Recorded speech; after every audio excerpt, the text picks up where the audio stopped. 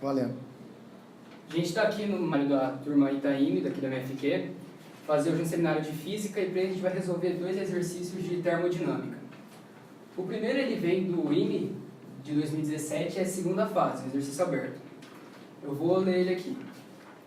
A figura acima mostra um recipiente com paredes transparentes de espessuras desprezíveis.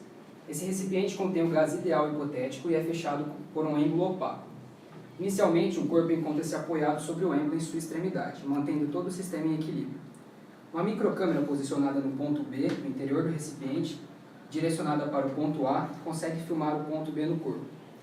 O corpo é então lançado com uma velocidade horizontal V e sem atrito.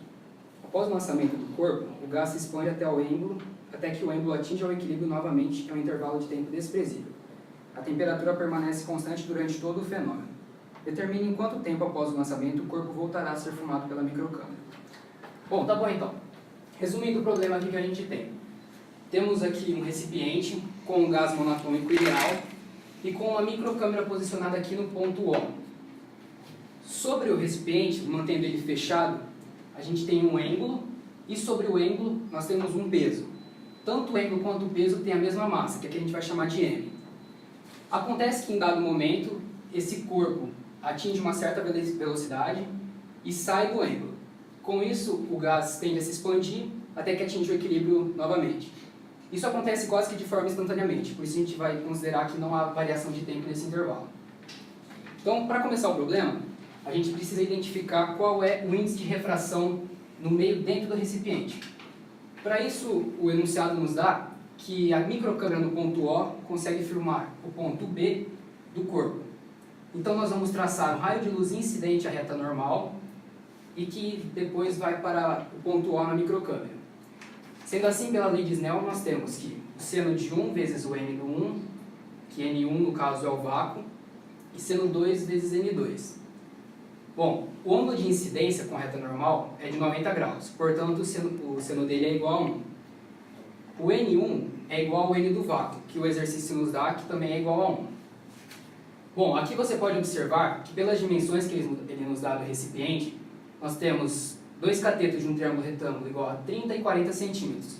Obviamente, então, pelo triângulo pitagórico, a hipotenusa será igual a 50 centímetros. E sendo θ2 igual ao ângulo que nós desejamos, basta fazer cateto oposto, que é igual a 30, sobre a hipotenusa igual a 50, simplificando 3/5.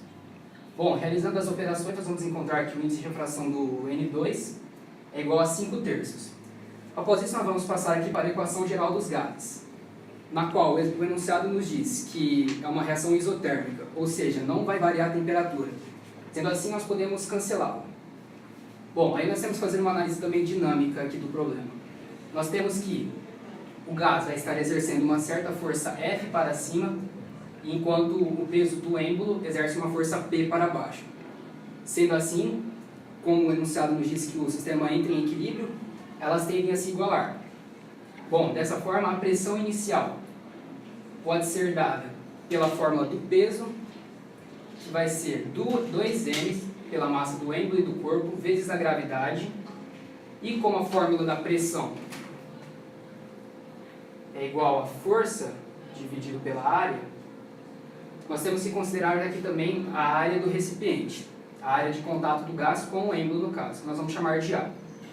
Ele vai ser igual às mesmas características posteriormente, quando o corpo B não tem mais contato com o êmbolo. Sendo assim, a massa vai ser reduzida pela metade, ficando igual a mg vezes o novo volume sobre a área. Bom, como temos aqui vários elementos constantes e todos dentro de um produto, nós podemos cortar vários elementos, como a massa, a gravidade e a área. Chegamos assim então que 2 vezes o volume inicial é igual ao volume final. Isso quer dizer que o volume do gás dobrou, porque se nós tínhamos um volume e ao ser multiplicado por 2 ele atinge o volume final, significa que ele foi dobrado. Bom, vamos então aqui calcular a densidade do gás no momento inicial e no momento final. Inicialmente, nós vamos ter que a densidade inicial é igual à massa do gás, que nós chamamos de M, sobre o volume inicial do recipiente. E nós vamos ter que a densidade final é igual à massa do gás, pois como ele está hermeticamente fechado, não vai haver variação na massa do gás. pelo volume final. Mas nós encontramos que o volume final é igual a 2 vezes o volume inicial. Portanto, massa sobre 2V0. Sendo assim, relacionando ρ0 com ρ final, nós vamos encontrar que ρ final é igual a ρ0 sobre 2. Isso quer dizer que a densidade final é igual à densidade inicial dividido por 2. Bom, aí nós vamos utilizar aqui agora uma propriedade que o exercício nos dá, que é a respeito da lei de Gladstone-Dale.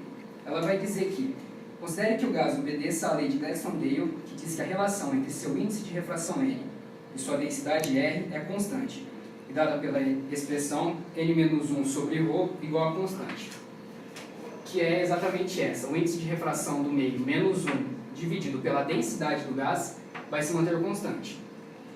Bom, então nós vamos pegar aqui o nosso índice de refração inicial, que nós já encontramos que é 5/3, menos 1, dividido pela densidade inicial, que nós encontramos que é ρ0.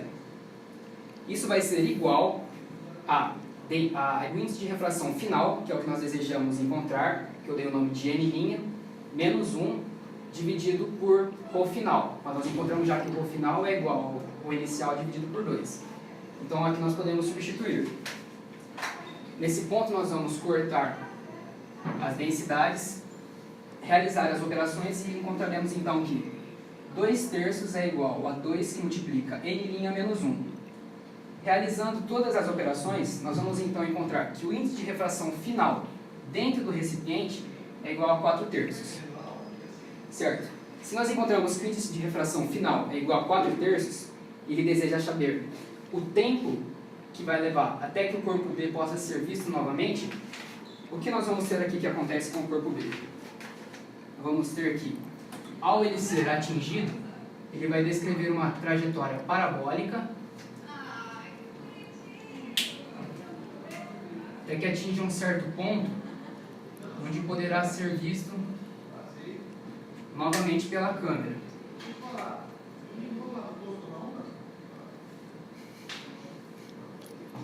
Para isso nós vamos dar novas variáveis aqui. Vamos dizer que ele terá percorrido ele estará a uma altura de H0 do ponto A e a uma distância de x0 do mesmo. E chamaremos esse ângulo de alfa. Bom, então nós vamos novamente aplicar a lei de Snell, agora para uma situação diferente. Para essa, nós vamos ter que o seno de alfa vezes o N1 é igual ao seno de θ2 sobre o N', que foi encontrado pela relação de Gladstone-Dale. Bom, nós temos aqui que o índice de refração do vácuo é igual a 1 e seno alfa que nós desejamos descobrir. Isso nós vamos encontrar também aqui que o seno de θ2, como já foi apontado uma vez, é igual a 3/5 e o índice de refração final é igual a 4/3. Realizando as operações, nós encontramos que o seno de alfa é igual a 0,8. Por relações trigonométricas, nós podemos também encontrar que o cosseno de alfa é 0,6 e a tangente de alfa é igual a 4,3. Sendo assim, nós temos agora a tangente do ângulo alfa, o lado do cateto oposto a ela, que nós demos o nome de H0, e o cateto adjacente a ela, que é igual a x. Sendo assim, nós podemos dizer que a tangente de alfa é igual a h sobre x, que vai ser h0 menos meio gt quadrado. Isso veio da fórmula, isso é uma fórmula de um lançamento oblíquo, na qual nós estamos analisando o movimento do corpo no eixo y. E o x transforma-se em vd, que é também uma relação do lançamento oblíquo, só que dessa vez feita análise no corpo x. Basicamente o que ele vai sugerir é que no eixo y ele vai estar sujeito a uma aceleração, que no caso é a aceleração gravitacional. Já no eixo x a velocidade se mantém constante, portanto não há aceleração. Substituindo, nós vamos encontrar que a tangente de alfa é igual a 4/3, como já mencionado, é igual à altura inicial. A altura, desculpa, aqui é só h. A altura a que a gente se refere aqui é essa altura, de 60 centímetros, do ponto A até o ponto de onde o corpo partiu. É h0 menos meio gt² sobre 2. Nós temos que a gravidade, o enunciado nos dá nos dados, que é igual a 10, portanto, e a velocidade é igual a 1,5. Desenvolvendo as contas, nós encontraremos que 0,6 menos 5t² igual a 6t sobre 3. Nós vamos então transformar isso numa equação do segundo grau, com t sendo a variável. Para isso, nós realizamos por Bhaskara ou por soma e produto, como você preferir, encontraremos duas possíveis soluções. A primeira delas vai nos dar aqui menos 0,6. Porém, como estamos referindo a tempo, esse valor não pode ser negativo. Então, essa solução não convém. Achamos assim, então, que o tempo é igual a 0,2. Ou seja, após o corpo, que era visto no ponto B pela microcâmara em O, após sofrer uma pancada e perfazer uma trajetória de um lançamento oblíquo, poderá ser visto novamente pela câmera O 0,2 segundos após ganhar velocidade. IME 2017, segunda fase. Agora aqui nós vamos realizar outro exercício também do IME, que vai dizer que a figura acima mostra um sistema posicionado no vácuo formado por um recipiente contendo um gás ideal de massa molecular M e calor específico C, em duas situações distintas. Esse recipiente é fechado por um êmbulo preso a uma mola de constante elástica K, ambos de massa desprezível. Inicialmente, na situação 1, o sistema se encontra em uma temperatura T0. O êmbulo está a uma altura H0 em relação à base do recipiente e a mola comprimida de X0 em relação ao seu comprimento relaxado. Se uma quantidade de calor Q for fornecida ao gás na situação 2, fazendo com que o êmbulo se desloque a uma altura H e a mola passa a ser comprimida de X, a grandeza que varia linearmente com Q é... Bom, então o que o exercício nos pede é que encontremos uma grandeza que vai variar linearmente com Q. Para isso, fazendo a análise do problema, nós temos um gás monatômico ideal, que ele comprime uma mola com constante elástica K, realizando uma compressão de X0. Esse gás vai receber calor, vai se expandir, vai passar a comprimir a mola a X, e o êmbulo estará a uma altura H em relação à base do recipiente. Bom, aqui, analisando a mecânica do problema, vai ser similar ao encontrado no exercício 1. A diferença é que nós temos a força exercida pelo gás e, por outro lado, nós temos a força elástica estabelecida pela mola, que deseja voltar à sua posição inicial. Bom, para isso nós vamos poder estabelecer algumas relações. Como o exemplo encontra-se no equilíbrio, podemos dizer que a força que o gás exerce no êmbulo é igual à força elástica que a mola vai exercer. Bom, como nós temos que a força elástica é igual à constante elástica da mola vezes a sua variação, nós podemos escrever que Kx0 é igual a pressão de A ao peso sobre a área. Pois, como já foi dito aqui nesse problema, o peso é igual a pressão é igual a força sobre a área. Portanto, a força é igual a pressão vezes a área. E é o que nós fazemos aqui. A pressão inicial do gás é igual vezes a sua área, vai ser igual a constante elástica da mola vezes a variação na mola. Bom, aqui também nós temos algumas constantes, então nós podemos cortá-las. Chegamos assim, então, a essa equação, que a pressão sobre a pressão inicial é igual a x sobre o x inicial. Ok, nós vamos então passar novamente para a equação geral dos gases. Nós vamos ter então que a pressão inicial vezes o volume inicial sobre a temperatura inicial é igual a pressão final vezes o volume final sobre a temperatura final. Mas nós temos que o volume deste recipiente é a área da base vezes a altura. Portanto, para a situação inicial, nós podemos dizer que a pressão inicial vezes o volume, o qual é igual a área vezes a altura inicial sobre a temperatura inicial, é igual, na situação 2, a pressão final vezes a área do recipiente, que é a mesma, vezes uma altura, cujo êmbulo se desloca, sobre a nova temperatura vai se manter constante. Novamente, nós observamos algumas constantes aqui, então podemos cortá-las. No caso, a área.